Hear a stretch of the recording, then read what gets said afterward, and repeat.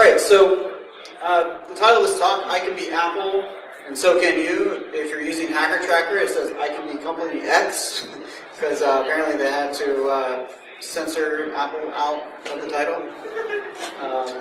I just found out about this. So anyway, yeah, welcome to DerbyCon, welcome to high noon, track 2. Thank you for coming. A little bit about my background. I was in the Marines back last century. I got out in this century, so it's right on the cusp. I was stationed in Hawaii and I worked in SIGINT, and the reason I'm in InfoSec today is because I got hurt in training. And I got put behind a desk for a year, and they told me to become a security officer for computers, and this is back when it was Windows 3.1, and basically there was no such thing as security. So I was like, okay. There's no such thing as security for me as well. Well, that's, you'll see that. That's my goal. So after the Marines, I went to the University of Florida. I worked for PwC, and then Booz Allen, Leviathan Security Group, and now I'm with Okta. Who here has heard of Okta? Raise your hands. A couple years ago, there would be no hands, so that's great. We're publicly traded now, so we've come a long way. No longer startup. And I'm on the internal offensive team. We like to offend people. Through our bug reports. So I work on the vendor side of the house, so anything that comes in that needs to be looked at for any potential hiding bugs, I will do that, and also look at infrastructure. I look at everything from routers to web apps. So I'm a full stack pen tester. A real stack, not just the dev stack. Yeah, so I also write code for fun. That's my GitHub. I wrote Backdoor Factory, and I presented the first one 4 years ago, or at least the current version 4 years ago here at DerbyCon, and I introduced PDF proxy. 2 weeks after PDF, 2 weeks after that presentation, I found this thing called Onion Duke, which was this was 4 years ago now. That was downloading, infecting binaries over Tor during download over HTTP. So that's enough about me. This is the outline. I'm kind of doing something different. I'm going in reverse. I'm going to show a demo, and then we're going to talk about how I found this bug. But I also have an update I added because some news came out 2 days ago that I don't agree with in the Mac security space. I'm going to talk about that. So what is code signing? Code signing is a security construct that allows for the consumer and user to verify who signed code in question and to verify that code in question has not been modified. Any failure in code signing, either at the OS level or in third-party developed tools, can have disastrous side effects, especially if you're in the defense side of the house or doing incident response. Okay? And both Windows and Mac OS support the concept of code signing for portable code. There have been issues in Windows code signing in the past. However, we're focusing just on the Mac side of the house today. So to talk about impact in code signing, we're not talking about low bins or living off the land binaries per se. While it's a valid way to get code execution, a lot of the focus is on Windows. I challenge you to find low bins in Chrome OS or iOS. They might exist, who knows? But I don't think so. But Mac OS does have a particularly interesting low bin, which is Python. It's signed, it's protected by SIP, and so you can't look at the memory unless you have the entitlements or a kernel driver. But anyway, what we want to do is persist between reboots and fool the user that what we're running is safe and valid. And that's where code signing bypasses come in. As far as impact, code signing really impacts zero trust networks. If anybody know what zero trust networks are, raise your hand. Beyond Corp. So zero trust networks is the concept of you no longer have physical boundaries they're no longer a physical network, like a moat, for example, and you can have a device anywhere in the world, and we can make sure that it's secure and that we trust it just because your device is trusted and you have a token or something that says we trust you. Now, part of that is if you have a code signing bypass, then the whole entire security model for zero trust networks is broken. So you got to have code signing enforcement, and you also have to have monitoring, which is a very important part. So I'm going to do a demo. This is going to show Google Santa, which is a whitelisting tool, in full lockdown mode, and only Apple or native code can run, Apple sign code or native code from the App Store. And this is going to show the concept of after a phishing attack or social engineering or some kind of post-exploitation where the user, or not the attacker, drops something to disk to persist between reboots. And this is going to show that you can have persistence and you can hide in plain sight. So let me pull that demo up.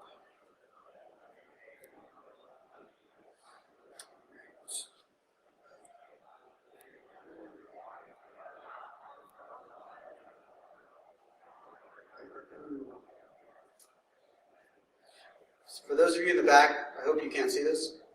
I'm kidding, there's plenty of room. All right, on the left we have the user, the victim. We have a root shell and a regular shell. The root shell is on top. And then on the right we have the attacker terminal. So what I'm going to do here is show you, I'm going to run the calculator app. This is not the exploit. Okay, this is just to show that the calculator is just executing. Yeah, woo, not loud. Yeah. Exploitation's that easy. It just works. Too soon. So yeah, this is just to show that native app binaries are running. And I'm going to show next, I should be showing, this is Santa, the control. I'm just going to show what the status is, and it's in lockdown modes that only Apple sign code can run. So I'm going to try to execute ncat or netcat, and of course it is blocked, as it should be, because it's not signed at all. Now I'm going to show where LS lives, and this is a maliciously patched LS with a backdoor in it. And it's in user local bin. This is kind of neat because this is showing what the default. Who here uses Homebrew? Yeah, Homebrew. So if you do the default install, you have a privilege escalation bug if someone gets on your workstation. If you do anything, I'm going to show you that. And so I just dropped a malicious LS in user local bin. Okay. And so if I use LS, I get code execution and it contacts the attacker on the right. Okay? So now I'm going to show the path of root. And you see that user local bin is first. That's default. Okay, so if you have any root scripts that run through sudo, whatever, those, and you don't set the path specifically in the environment variables or in the beginning of the script, then whatever's in user local bin is going to execute. Just keep that in mind. So now I'm going to execute ls.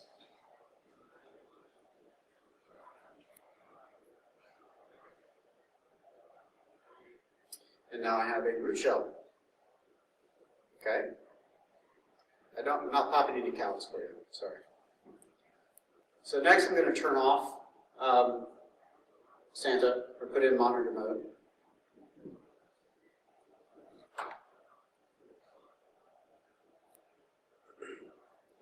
And I'm going to use Patrick Worrell's What's Your Sign tool to show that, to check to see if this is signed by Apple. Or see who's signed by, and it says signed by Apple. And then I'm going to use Code Sign tool, which comes with the operating system, which shows code signing attributes. I'm going to show, you see com.apple.ls, that is an identifier that this is signed by Apple. And then I'm going to check to see if it's valid, and it says it's valid. Okay, and that's the demo, first demo.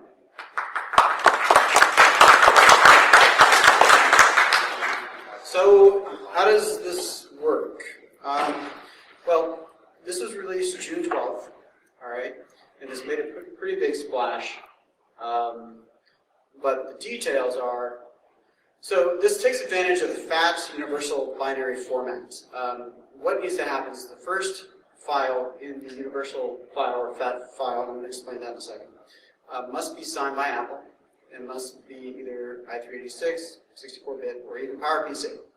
The malicious binary, or non-Apple supplied code, has to be ad hoc signed, and also compiled I386 code if you're targeting, let's say, a x64-bit operating system. You'll see why in a second. And the CPU type in the fat header, the Apple binary, must be set to an invalid type for the first file, or it needs to be a non-native chipset. And I'll explain this. So it exists in the difference between how the Mako loader loads sign code versus how improperly used cosine APIs check sign code is exploited via the malformed universal fat binary. And let me make this my presentation.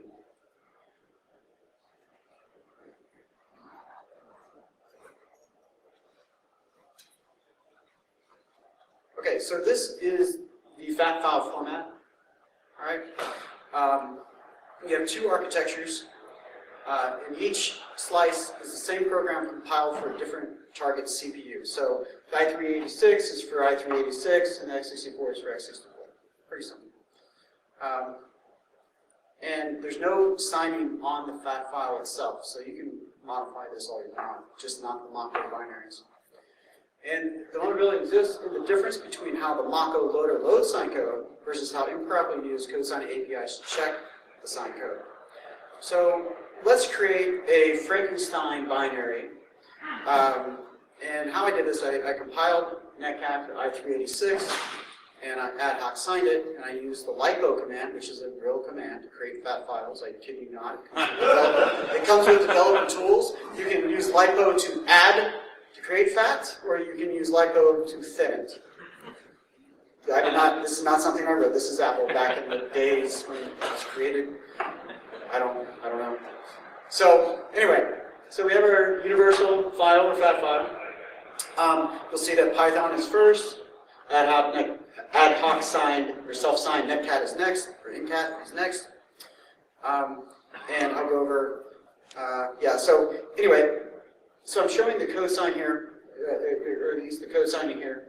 So you'll see that netcat is indeed ad hoc signed, and the team identifier is not set. So this is important because you could abuse this. I'm just showing you Apple signed binaries, but you could abuse this on applications not by Apple if you could set the team identifier, and that is a challenge. There are tools that do it right now. I would have to write one. So yeah. So we're just going to attack Apple binaries. So if I take and copy netcat Frankenstein to temp Python and execute Python, I get Python. But I want incat or netcat to execute. So how do I do this and not mess up the code signature? Well, what I do is I need to set the CPU type there in the box to an invalid type or a non-native type. By setting the CPU to an invalid type or a non-native type, the Mako loader will just skip over the signed Mako binary and execute the malicious code. That's how simple it is. So you take, here you see that Python is now executing incat. I get to listen verbosely on port 8080, and it indeed is. You'll see that it shows that it is com.apple.python, and that it is valid on disk. So let's talk about who's affected. And everyone that I was able to test, that every third-party developer that I was able to test that use code signing APIs in their chipset or in their feature set, everyone I was able to touch. Some people I couldn't get a sample of code before this came out, so I'm sure that there were silent fixes. So for each bug report, I provided 4 samples for the vendors to verify their bug and also to fix it. And each of these should be turned non-valid. Basically, the first one is, as it says, it's a bash binary. It's not signed and it has a malformed header. The next is a PPC binary. The malicious code is ad hoc signed and there's no malformed header. I found the PPC binary in a install disk for OS X Leopard that I had hanging around. I just pulled it off of there and then made this potentially malicious binary. And then so bash ad hoc is just ad hoc signed binary with a malformed header. That means it's invalid CPU type. And then I created a terminal app. It's full application bundle. It is ad hoc signed and there is a malformed header. internal is kind of iffy when you go across different OS X architecture or versions. So little flocker, who's heard of little flocker? Yeah, if you have it and you haven't upgraded to Xfence, which also had it, you're still vulnerable to this. So Objective-C, so this is Patrick Wardle's tools. All his tools that did code signing checks were affected. I only signed one CVE because I like the work he does. I didn't want to punish him. So the first tool was what's your sign? Sorry, it's what's your sign, and then the next tool was I think Task Explorer. The green lock means that it was signed by Apple. So Google Santa, see that it says whitelisted, and it's also everything's Apple.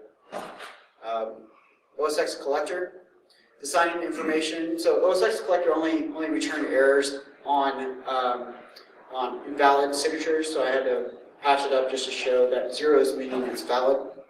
Carbon Black, if anybody's heard of Carbon Black, but they came back as being signed by Apple. Virus Total, anybody hear of Virus Total? I hear they're decent. But yeah, yeah. And then OS Query, anybody know about this thing? Yeah, so this, yeah. Little Snitch. So Little Snitch had the best response. They would come back and say, hey, this is different than what's on disk. This might be maliciously modified, like in memory or something. But if you go and check, and try to get more detail, it showed that bottom right, signed by Apple. And then if all your other tools are saying, hey, this is signed by Apple, it's fine, bro. And then you probably just let it connect out. A lot of people would.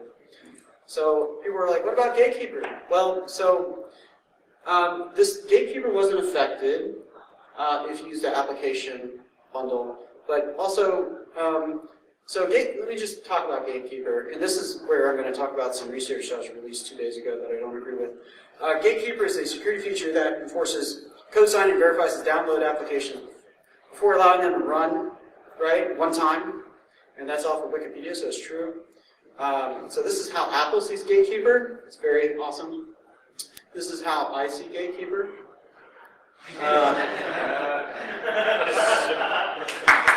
So if you've tested against Apple products, you know that Gatekeeper really isn't a security control.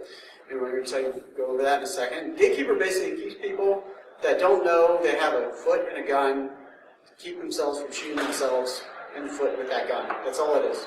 And it does help people that are not computer savvy to go and download an application bundle off of a shady website, that's not signed by Apple or by a valid developer certificate. So yeah, it does help people, but if you're pen testing against it, it's really not that good. So Patrick Wardle talked about this in his Gatekeeper Exposed talk back in, I don't know what year this was, I don't know, like 2016 or something like that. I'm going to go over the details here. So what does, on the left is protect, on the right will bypass Gatekeeper. So in application bundles and DMGs downloaded over the browser. And also Apple can change these at any time. They can do whatever they want. It's their OS. So if you use standalone Mongo binaries, that's why Homebrew executes when you download it. There's no Gatekeeper check at all. So that's why that's what I use mostly if I get access to a machine. I just run Mongo. So if you have protect against zip bundles that you download over the browser, unless you use 7-zip. So if you use 7-zip, you can bypass Gatekeeper. If a tarred app bundle via the browser, Gatekeeper will check for that, or unless the user uses curl or wget on any of those file formats, and then Gatekeeper doesn't check. And also, if you use it, if you're phishing via USB sticks and you're using an app bundle, there's no check. But I wouldn't use. Can somebody get that door, please? Thank you.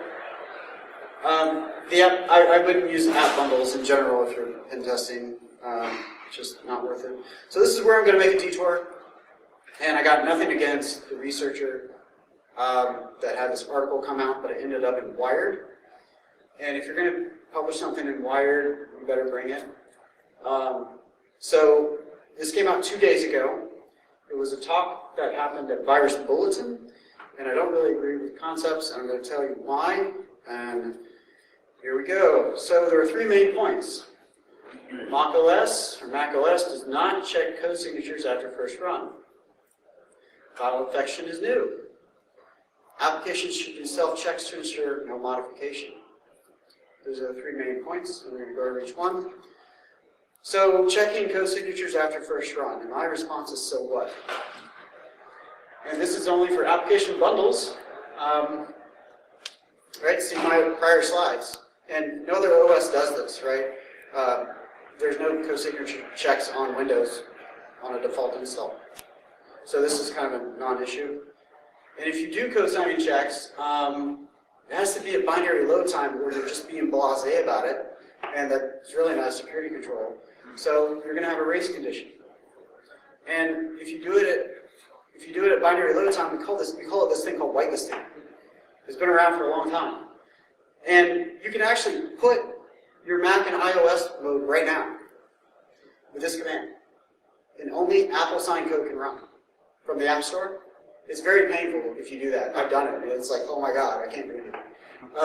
So if you do that, and the reason that this wasn't a suggestion is because it negates the need for AV, and they were at a Virus Bulletin conference, and it works for a antivirus vendor.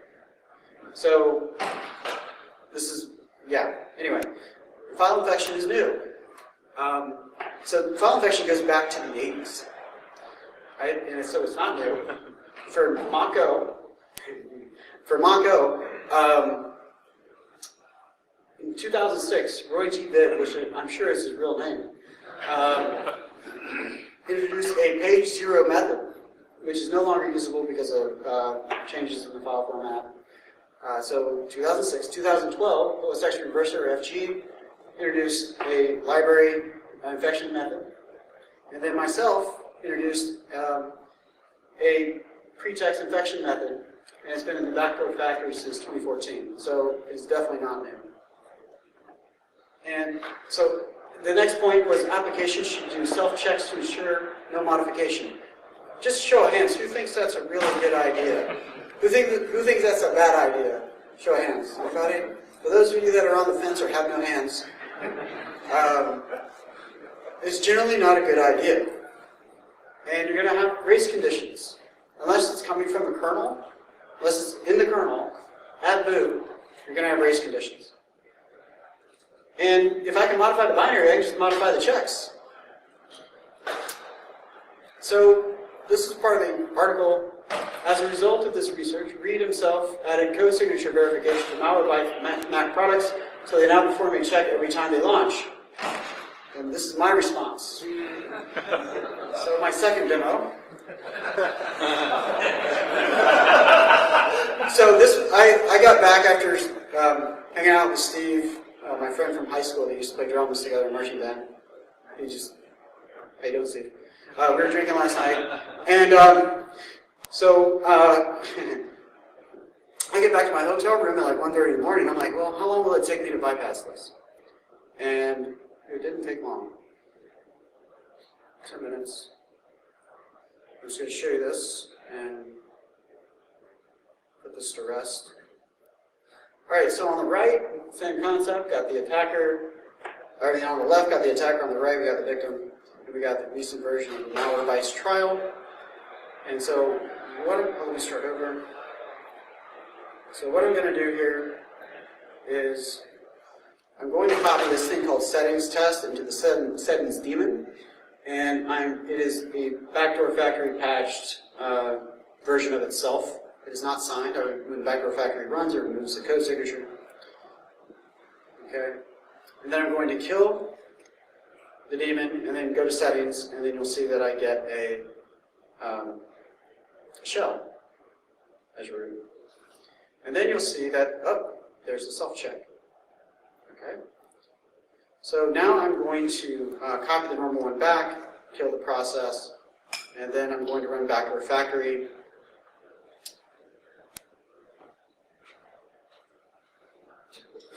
Thanks. Go to do this now? You could have it. Oh, I really appreciate it. It's just Smirnoff Ice. I hear those are good, and it's really warm. I hear those are delicious. Anyway, so I'm going to execute Vector Factory here. And so what I'm patching here is their real-time protection process. I'm patching a process that ensures that it doesn't get patched. So I'm going to copy that over to the workstation, and I'm just going to run a real script that just does what I just showed you, just does it quickly. And then you see I get a root shell, right? I'm root. I am root. And you'll see that I didn't get any warning this time because I ran there's a race condition. So I'm just going to leave that there. And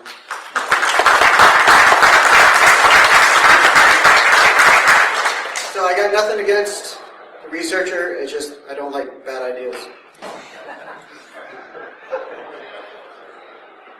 And there's plenty of bad ideas in our industry as it is. We need more good ideas. So that ends the detour. So I decided to contact Apple about this bug. And on February 22nd, I sent the initial sample that was not self-signed to Apple. And I knew I would get this response. They said I need to do strict checking. So then I provided them a sample that bypassed their recommendation. And then they gave me another recommendation that didn't solve the issue. And then I told them how I hoped they would address the issue. And then they said that all third-party developers have to do this on their own. And they will update the documentation.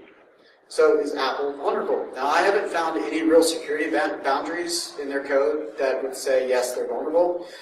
Though, if you look at the System Information app, you'll see that this is my terminal app POC, and it says that it's signed by Apple. Now, I hope you're not making security decisions from the Security Information app, but so yeah, just whatever. I guess it's not a bug. So developer reactions were very good. This is one reaction, very succinct. This was another. And yes, God help you. And this is another, it was good. I'm going to let that go again because I love it. So April 9th, I contacted all third-party developers that I could find. I contacted CERT and Carnegie Mellon, and they recommended the blog post because we don't know who's using these code signing APIs internally. I'm sure people are writing their own stuff, especially in the government. And on June 12th, we had the public disclosure. And so this is their documentation for the following API at the top, before, and then after. And so this paragraph specifically, I'm just going to call out a sentence or two. Be aware that the slices of the universal binary don't have to be signed by the same signer or the test to pass. One slice might be ad hoc signed, for example. Yeah, great. Yeah, that's it. So how do we, that was basically all that was updated. There was another API that was updated, but they do the same thing. One returns with errors, one doesn't. So how do we do this correctly? Well, there's different ways. If you're a non-developer or if you're working from the command line, you use CodeSign, and you have to specifically call Anchor Apple on the app or the PID. It can check in memory. Or if you're doing Apple generic, means anything that is from a developer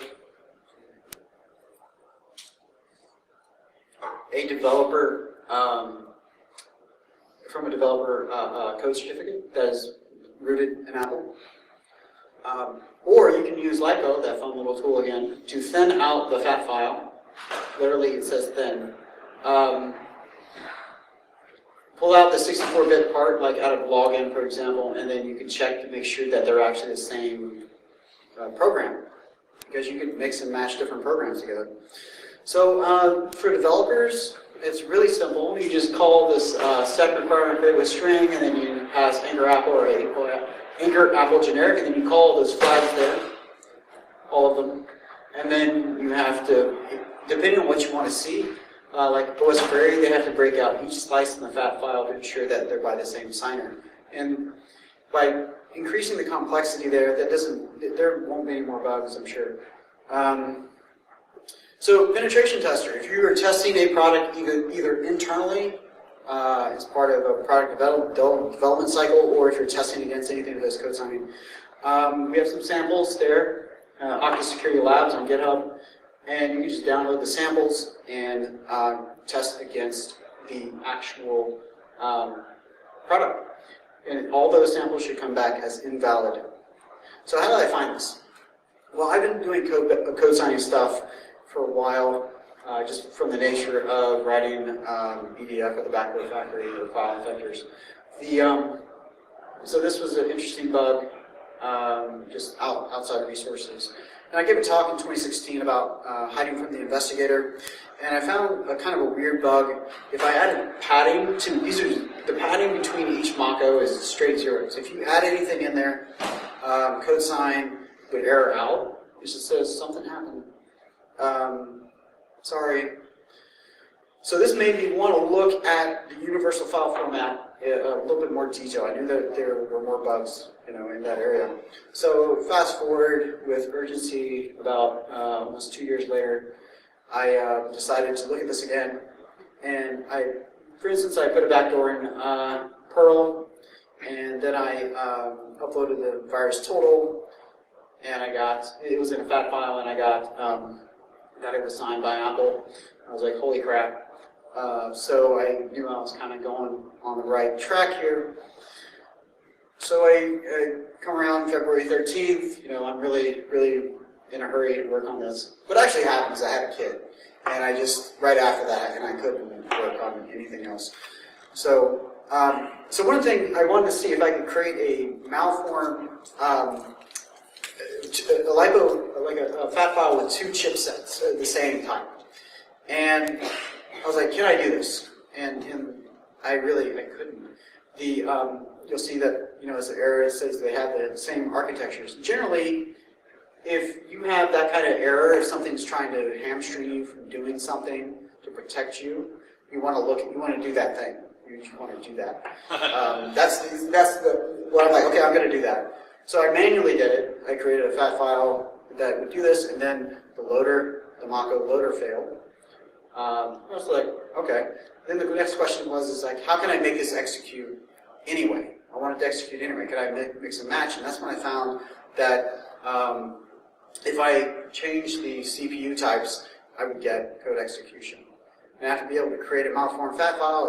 I was quickly able to make a FAT file that bypassed the third-party developer code signing checks by using the Apple sign code first with an invalid CPU type. And everything else you've seen from the earlier parts of this talk. So, in conclusion, I encourage people to take a look at code signing, especially anywhere you see it, by any product. It's a core security construct based in math, and it's extremely complex. I believe that more third-party developers will make the same mistakes again, especially since the documentation is not very good. So, any questions? Yes? Hi. First of all, awesome stuff. Thank you. Just 2 quick points. Yep. One, I was the speaker that spoke right after that research on BB Yes. 2 days ago, and I actually said the exact same thing that you said. He said, "Oh yeah, you're right," but then journalists are journalists, so the guy is aware. So Okay. I just wanted to say. Okay, I just. Straight. Journalists. And we went back and forth on Twitter, and he really enforced it. So he's digging in. But thank you. Thank you. Second thing, you just helped me realize that thing about the FAT binding. The only thing I didn't check when I released it really long malware research, and I'm speaking about it tomorrow. So I just added your point to my slides and gave some credit. So thank you so much for really helping. You're welcome. Thank you.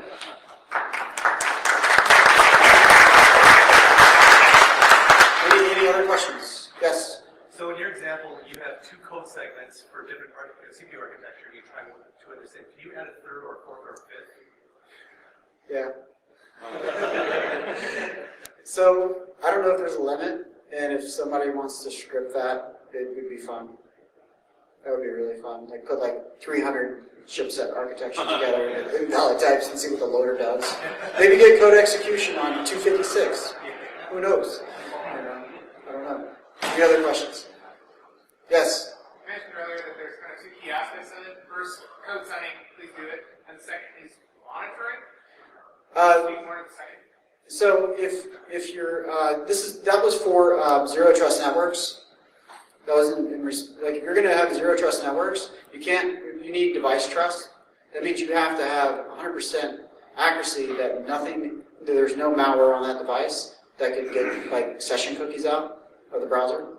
So you need to have at least some kind of code signing on that device, right? Does that make sense? Yeah, and then you also got to have monitoring.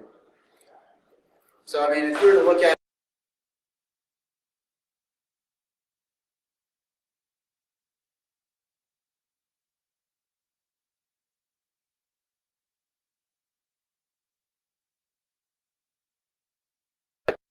like what's the most secure devices out there right now? It's Chrome OS and iOS, right? Because they enforce code signing all the time, unless you put the Chrome OS in the developer mode. But then if you look at the monitoring on iOS and Chrome OS devices, it's not very good. So it's kind of a yin and yang, shoot, pick your poison kind of thing. Any questions? Any other questions? Yes. Yes. Yeah. I'm not 100% sure, but wouldn't iOS use something like ARM Trust Zone or something like that to ensure that everything is signed? iOS right now does code signing. Right now, it's bread and butter. I mean, does it do it through hardware, like a lot of? It's through the kernel. I mean, I think everything. I mean, I'm not an iOS expert, or at least hardware expert. I know there's a secure enclave that ties everything back.